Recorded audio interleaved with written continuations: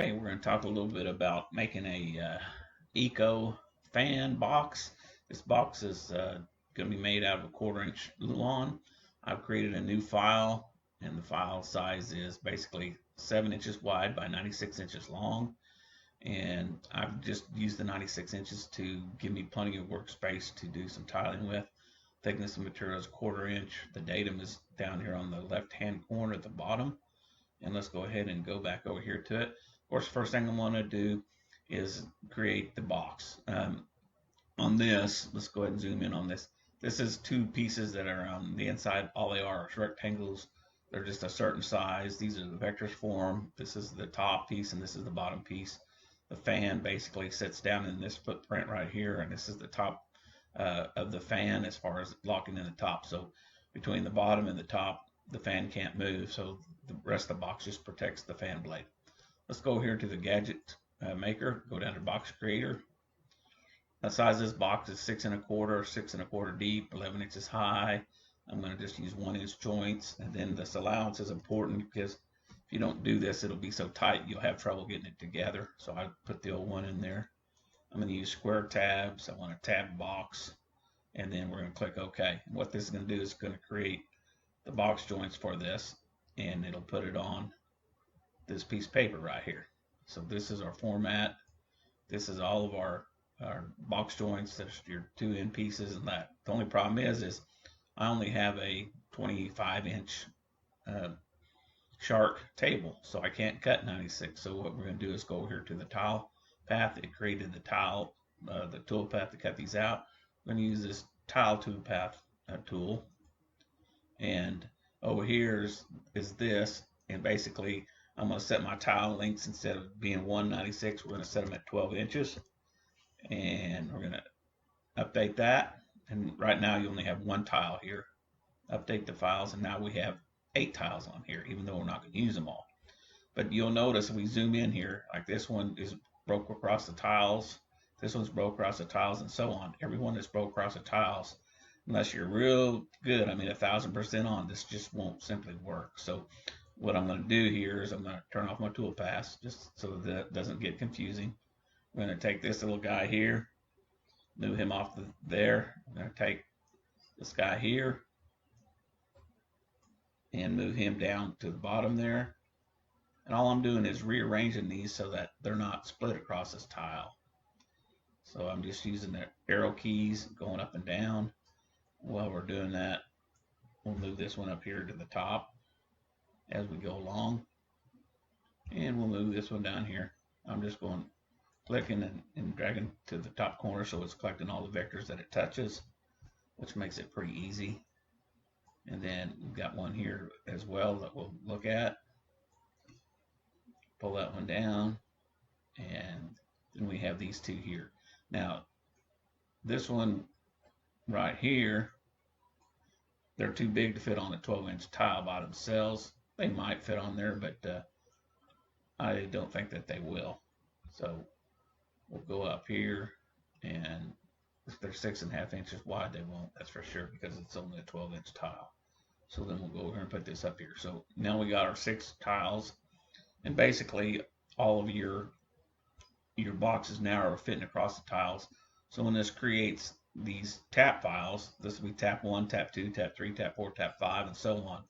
And the datum is on the very bottom left corner of each one of these. So I'm going to be using some 12-inch pieces of plywood that could be anywhere from that. It's all scrap, and I'm going to put that in there. So this tile 7, I'm going to grab this piece here and move it over to this area here, and I'm going to zoom in just to make sure that I'm not split across tiles, because if you split across tiles, like I said, it just won't fit.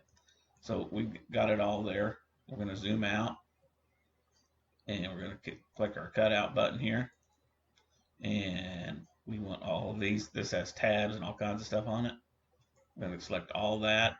First thing I'm going to do is I'm going to, since this is only 1/4 inch thick, I'm only going to cut this in 2 passes. So we're going to go down here and bring this down to 2. Set passes. Okay, we're at 2 passes now. We're cutting on the vector.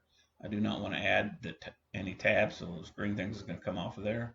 and I do not want to use a ramp because it's just 1/4 inch material. And I've got all of them tabulated. I'm going to calculate that. And now basically this thing is ready to take to the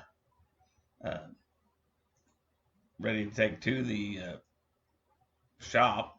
Go right here, click your output tile 2-pass, and we're using the arc USB arcs. Now they updated this file, so if your shark is delaying in the cut, there's a command that you can put in. The arcs has it, and the new one doesn't have it, but this will keep that 8-second delay from happening if you use that one. We're going to click Save Tool Pass, and what it's doing is going to put these out in here. It's going to overwrite these ones that I have in here with these names. So we're going to click Save, and it overwrote them. So that'll have today's date, 24th at 10:39 p.m. We'll click Close, and that's pretty much it. Let's go down here to that file and look at it. Before there's the 24th, so it created all these files. I also had created a laser cut file, which is basically just the name that I can burn in there with the laser, but it created these files at 10:39. So that's your first tab, and that is like at the end of the box, or the side, 2 sides, the 2 other sides, and then the end, and then this is the insides of the box. And let's look at the README file. The box is 6 1/4 inches by 6 1/4 inches by 11 inches tall.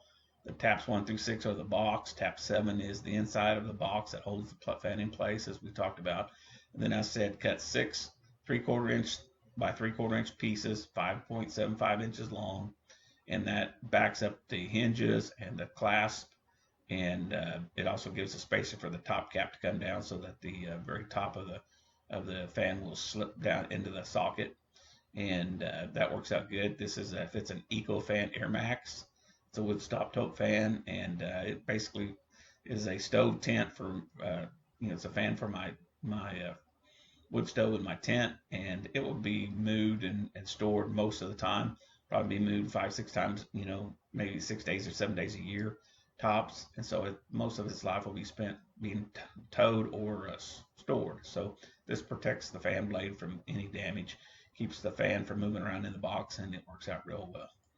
And that's the file. I put this all to a USB drive and cut that out. I also saved my file to this spot here, and take that out to the USB and then cut it. So that is how that works, and thank you for watching. All right, so I bought a hot tent and the stove, and this is a fan. It's called an Eco Fan, and this is where I'm protecting this fan from getting the blades tore up on it. These blades are fragile when you go to bend them, so I wanted a way to keep this from getting tore up.